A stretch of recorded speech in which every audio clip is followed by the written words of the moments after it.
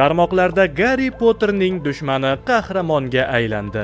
Yodingizda bo'lsa, ko'plab yillar davomida Garri Potter olamini o'ylab topgan Joan Rowlingga dashnov toshlari otilgan vaqt Garri Potter ijodiy jamoasining barcha ishtirokchilari ushbu holatda undan yuz o'girgan edi. Ular orasida eng birinchi bo'lib bosh qahramonlar Daniel Radcliffe, Emma Watson, Rupert Grintlar Rowling xonimga nisbatan tunini teskari kiyishgan.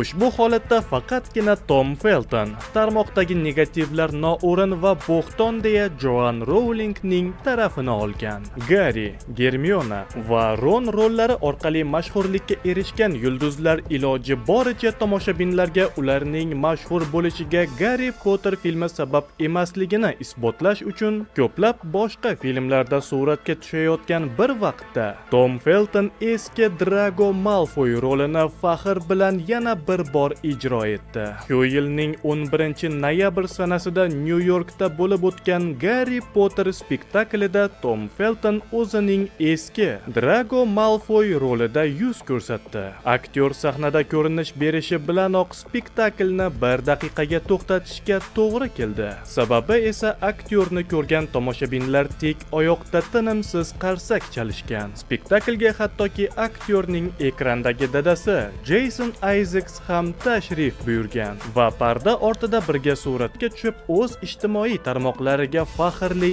izohlar bilan joylashtirgan. Ba'zida bizlar qahramon deb bilgan insonlar qahramon emas, balki yovuz deb o'ylagan insonlarimiz haqiqiy qahramon bo'lib chiqishadi.